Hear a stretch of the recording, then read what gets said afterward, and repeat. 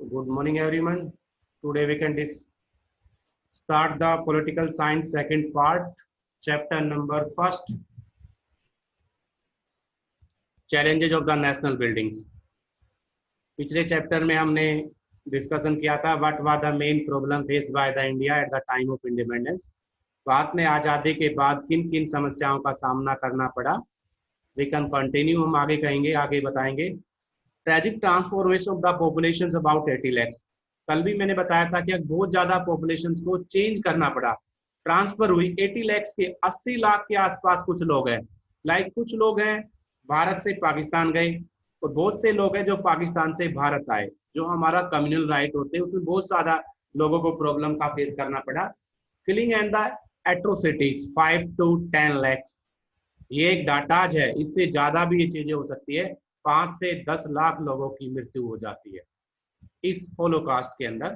Communal zones, major city, majorities in the refugee camp create किए गए। ये भी मैंने आपको पहले बताया कि women's were abducted and the raped. ये सबसे ज्यादा हम डिस्कशन करने लग रहे थे कि सबसे ज्यादा जो विक्टिम्स बनती है इस कन्वर्सेशन की, जो फोर्सफुल, काफी बार क्या रीजंस होता है, कुछ वुमेन्स और गर्ल्स को फोर्सफुल कन्वर्सेशन किया जाता है, उनको कन्वर्ट किया जाता है Hindu to Muslim, Muslim to Hindu, forceful, और उनके ऊपर प्रेशर डाला जाता है मैरिज करने के लिए कि then you can do the marriage with the Hindu, Muslim, Sikh, ईसाई। दैट वाज द, इसीलिए कहा जाता है कि मेन रीजन माना जाता है इस पार्टीशन में। जो सबसे ज्यादा प्रभावित होता है कि हमारा जो वुमेन्स वर्ग होता है, महिला एक जो वर्ग होता है, वो सबसे ज्यादा प्रभावित होने वाला एक वर्ग हमारा माना जाता है। इसमें सबसे ज्यादा जो प्रॉब्लम क्रिएट होती है वो महिलाओं के लिए भी होती है, चाहे मर्डर हो गया, रेप हो गया, कन्वर्सेशन हो गया, रिलीजन बदलना, मैरिज विद अनदर रिलीजियंस। ये दीज आर द सबसे, आजादी के बाद सबसे बड़ी समस्याएं थी, इनको सॉर्ट आउट करना। ऑनर किलिंग्स हो जाती है, लोग सुसाइड करनी स्टार्ट कर देती है अपने आप को प्रोटेक्ट करने के लिए। काफी फैमिली अपने बच्चों को खुद मार देती थी। 47 पार्टीशन के समय में बड़ा ऑनर किलिंग होता था, पूरी फैमिली अपने आप को सुसाइड कर लेती थी अगर बाय डिफॉल्ट कुछ ऐसा केस होता था, तो उनको ऐसी प्रॉब्लम कर ली जाती थी। Children were raped and from parents, children were separated from the parents. Children को, जो छोटे छोटे बच्चे थे, उनको उनके माता पिता से अलग करके साइड में कर दिया जाता था। तो you can think how much the critical condition, क्या क्रिटिकल होगी। गांधी जी भी अपने बड़े सेक्रीफाइस करते हैं। यहाँ पर उनके कोटेशन में आपको बता देते हैं, थोड़ी सी यहाँ पर जो इन्होंने लिखी हुई है बताया जाता है। ऑन 15 अगस्त 1947 Gandhi did not participate in any. Gandhi ji, देखो इस दंगों की वजह से ही इतिहास कहता है, गांधी जी जो इंडिपेंडेंस सेलिब्रेशन हुआ था ना 14-15 अगस्त को रात को, तो गांधी जी इस वजह से उस फंक्शन में नहीं जाते कि भाई देश में तो लोग मारे जाने लग रहे और आप जश्न मना रहे। He was in Kolkata in the area which were the tones by the serious riots between, और वो पूरे एरिया को आग लगा दी गई थी हिंदू और मुस्लिमों के बीच में। He was saddened by the communal violence, बड़ा दुखी होते हैं, डिसहार्टेड, बड़ा दुखी हट से। Principle of the ahimsa, non violence and satyagraha, वो अपने ही लोगों के पास जाते हैं और try to sort out that problem.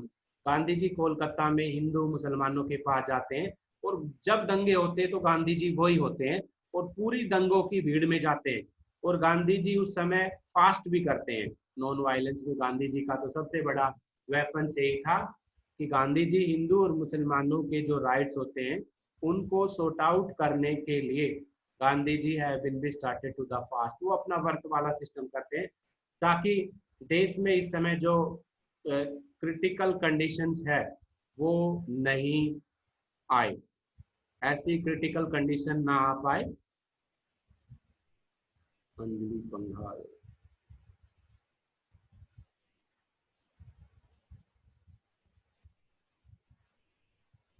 the second problem for the country at the time,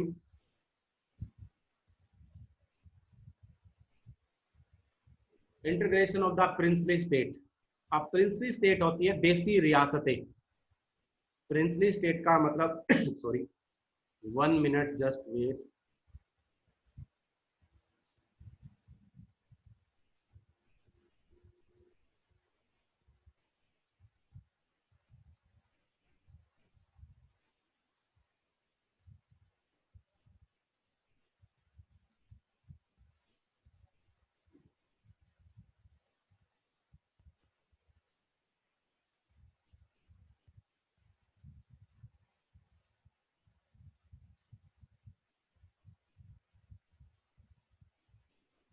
integration of the princely state, अब जो प्रिंसली स्टेट थी उनका इंटीग्रेशन, उनकी एक जैसे how many princely state eight the time of independence, can anybody telling? कभी सुनाओ सरदार Vallabhbhai Patel, the iron man of India, उसने देसी सरकार जो देसी रियासत थी उनका इंटीग्रेशन किया था। कितनी total at the time of the independence कितनी प्रिंसली स्टेट थी? किसी को आइडिया है how many princely state we have? जब देश आजाद हुआ तो उस समय कितनी प्रिंसली स्टेट थी, देसी रियासतें? 465।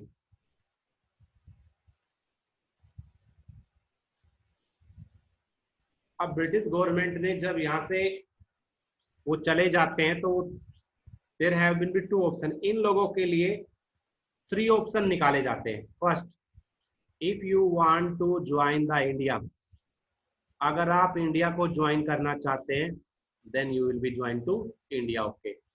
सेकंड, इन लोगों को ऑप्शन दिया गया if you want to join the Pakistan then most welcome.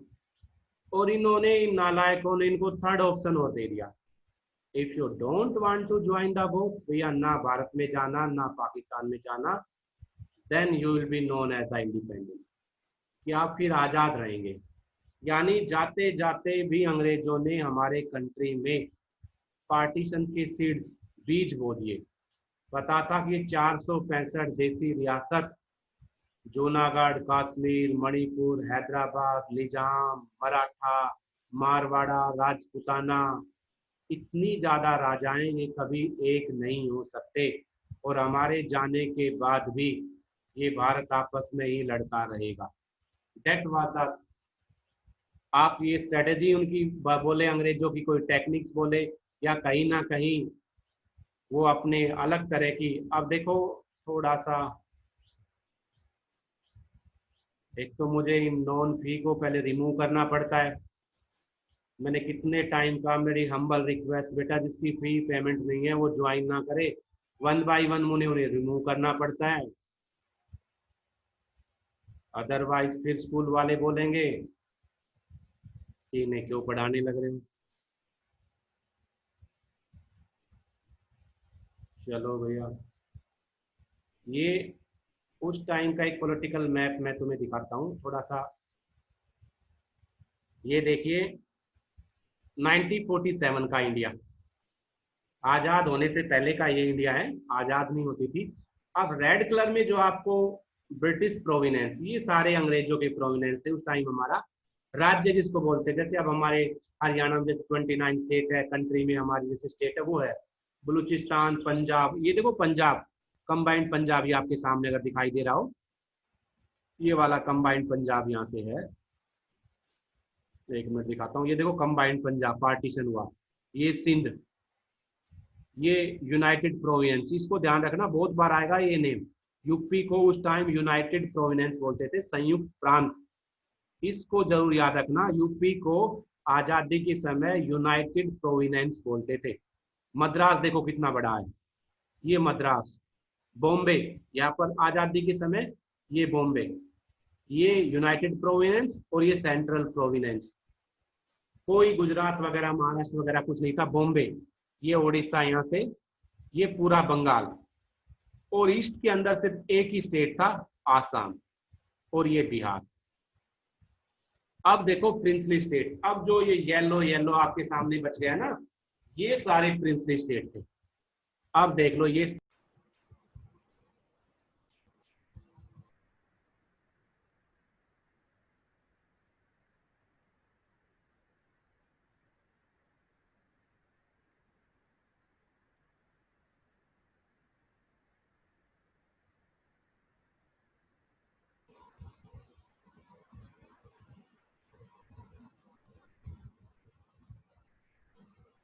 अब स्कूल वाले बता नहीं रहे किसकी फीस हो गई, बच्चे कॉल कर रहे मेरी फीस हो गई, मेरी जमा हो गई। मैं फंस गया भाई तुम्हारे चक्कर में।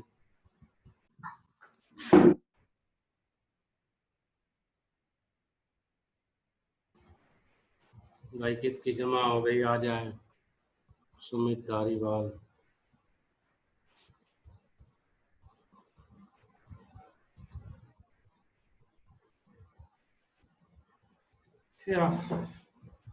British Indian provenance.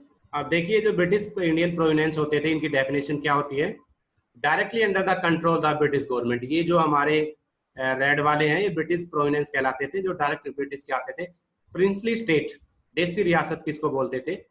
Princely state was ruled by the princes, जो राजा होते थे। Princes accept the British supremacy and enjoy the some form control over the internal affair. यानी इनडायरेक्टली ये अंग्रेजों के अधीन होते थे, लेकिन इनको कुछ अधिकार मिले हुए होते थे जो उनको एंजॉय करते थे, कुछ राइट्स मिले हुए होते थे आंतरिक क्षेत्र पर। This was the called the paramountcy of the, paramountcy बोलते हैं इसको, स्वायत्ता बोलते हैं, आजादी। यानी ब्रिटिश क्राउन के अंडर भी रहकर अपने आप को एक तरह से आजाद समझते थे प्रिंसली स्टेट, ये सारे येलो वाले। अब प्रॉब्लम क्या आती है? Paramountcy of the British crown over the princely state would lapse after the end of the British. अब सबको पता था जैसे ही आजाद होंगे तो ये जो पैरामाउंटेंसी है ये फिनिश हो जाएगी और ये बिल्कुल अलग हो जाएगी। और ये 565, क्योंकि उस समय पाकिस्तान भी यूनाइटेड माना जाता था। 565 princely state would have the 3 option. देखो 3 ऑप्शन जो दिए गए, ये चीजें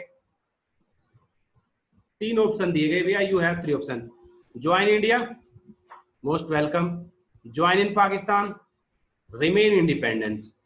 यू हैव 3 ऑप्शंस। अब एक बात बताइए, एक बच्चे को अगर 3 ऑप्शन देंगे तो बड़ा खुश हो जाएगा। कहीं ना कहीं ये इस बच्चे को बिगाड़ने लग रहे थे, हमारे कंट्री को डिस्ट्रॉय करने लग रहे थे ये, और नहीं चाहते थे हमारे यहाँ पर कोई इंडिपेंडेंस सिचुएशन क्रिएट हो, ऐसा कुछ भी क्रिएट हो। 3 ऑप्शन दिया गया, join in India, join in Pakistan, remain independent, और बाकी आजाद रहें।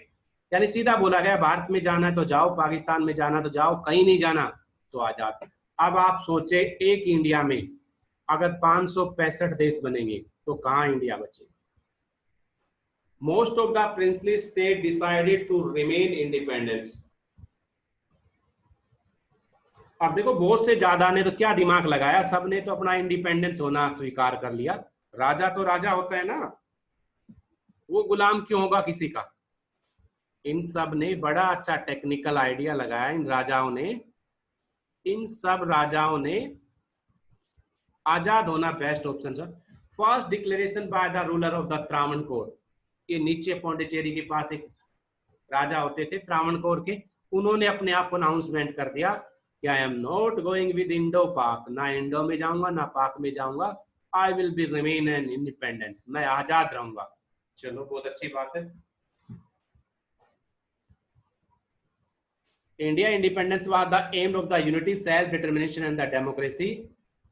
आफ्टर दैट, अब इस सिचुएशन में जो सबसे ज्यादा क्रेडिट जाता है Sardar Vallabhbhai Patel. The new topic have been be added, और जो न्यू टॉपिक ऐड किया गया, what was the role of the Sardar Vallabhbhai Patel. Patel was the home minister at that times.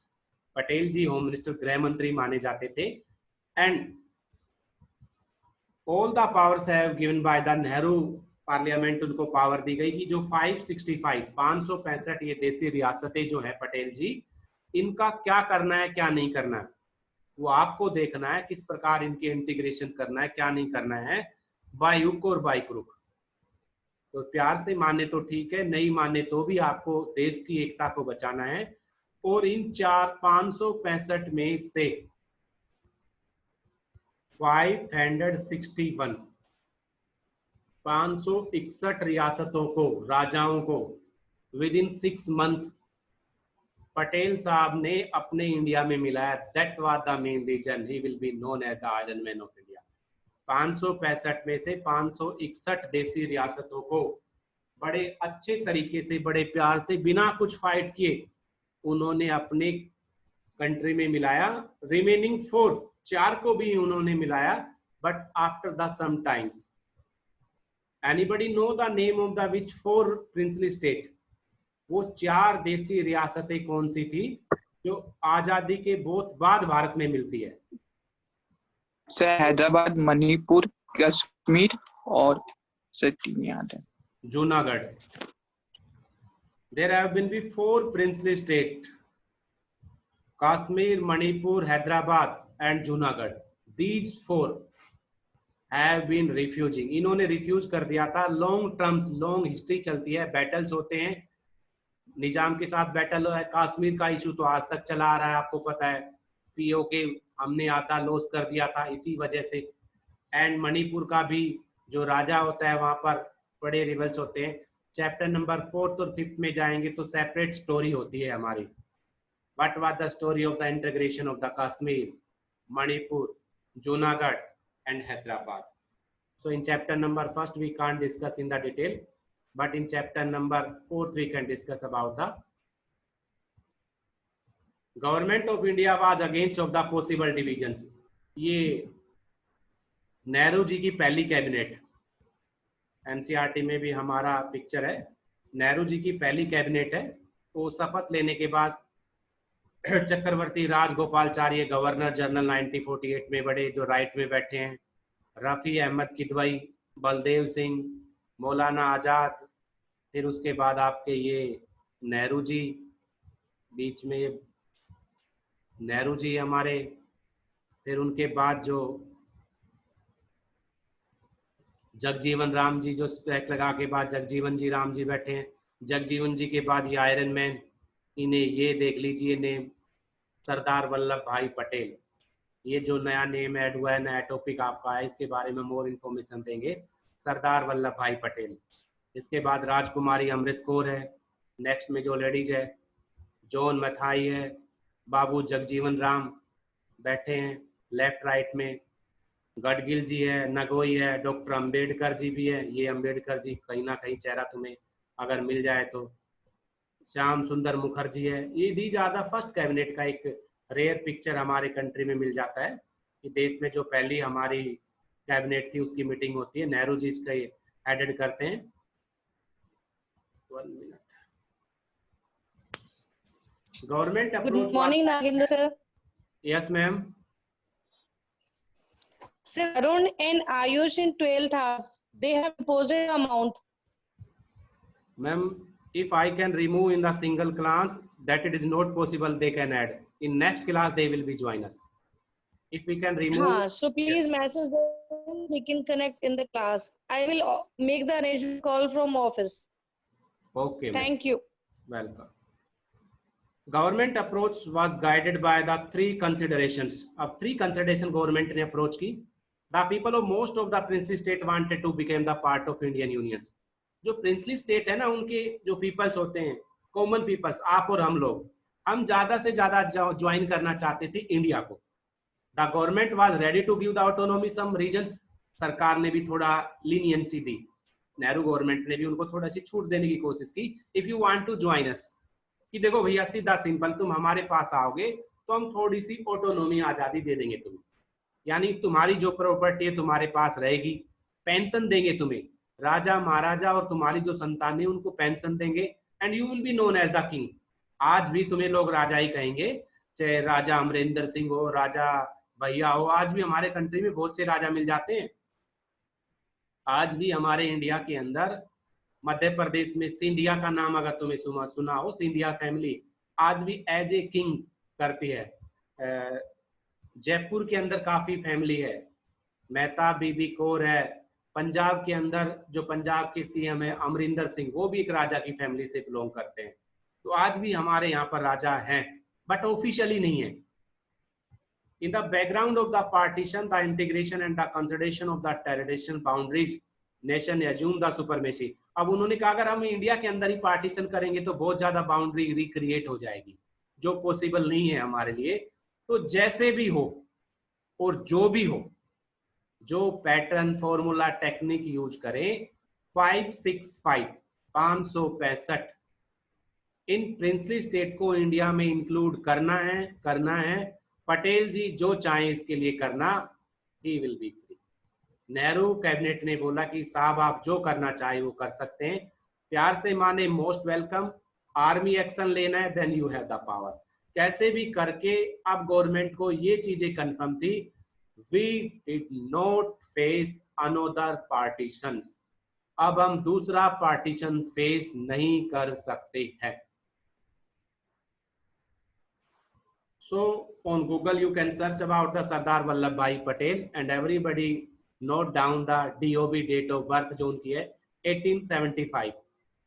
ये जो इम्पोर्टेंस है, क्योंकि पास्ट में इतना ज्यादा टॉपिक नहीं था, पटेल जी के बारे में हमें इतना वाइडर डिस्क्राइब नहीं करना था, but now we can describe more about Patel lifestyle, background, सब कुछ हमें, क्योंकि हमारे यहाँ पर इसका टॉपिक ऐड हुआ है, Sardar Vallabhbhai Patel, first home minister of India, iron man of India. अब जो इनकी गुजरात में एक स्टैचू भी बनी है ना, क्या नेम से जाना जाती है गुजरात में, नर्मदा रिवर के पास वर्ल्ड की सबसे हाईएस्ट स्टैचू है, आई थिंक लिबर्टी के नाम से, स्टैचू ऑफ लिबर्टी नहीं, स्टैचू ऑफ यूनिटी। तो वो भी हमें अपने टॉपिक्स में ऐड करनी है। ये 3-4 लाइनें जो यहाँ पर दी गई है पटेल जी के बारे में, ये बड़ी अच्छी है और बड़ी इंपॉर्टेंट भी हमारे पास है। ये वाली लाइन आप देखें, ये 1 मार्क्स का क्वेश्चन कवर कर देती है। 1875 में जन्म होते हैं वडोदरा में, गुजरात में, सरदार Vallabhbhai Patel. Leader of the freedom movements, आजादी के समय में मूवमेंट्स करते हैं। कांग्रेस के लीडर होते हैं, महात्मा गांधी के साथ काम करते हैं। बाद में डिप्टी प्राइम मिनिस्टर बनते हैं। फर्स्ट डिप्टी प्राइम मिनिस्टर, उप प्रधानमंत्री, ये भी ध्यान रखना, 2 पोस्ट थी पटेल साहब के पास। पटेल साहब के पास 2 पोस्ट थी, डिप्टी प्राइम मिनिस्टर और first home minister of India. ये भी क्वेश्चन आ जाता हुआ था, first home minister of India, ये तो आई थिंक एवरीबडी नो, सबको ही पता होगा, पटेल साहब।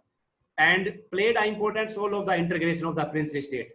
जो 565 देसी रियासतें थी, ये उनको एक करने में भी जो रोल जाता है वो पटेल साहब का ही गया है। Importance committees of the constitution assembly, इसके अलावा जो संविधान सभा थी उनके मेंबर, फंडामेंटल राइट, माइनॉरिटीज, प्रोविनेंशियल, ये चीजें, इन चीजों में फंडामेंटल राइट देने में, माइनॉरिटीज, प्रोविनेंस को और कॉन्स्टिट्यूशन संविधान बनाने में भी इनका काफी बड़ा रोल रहा है।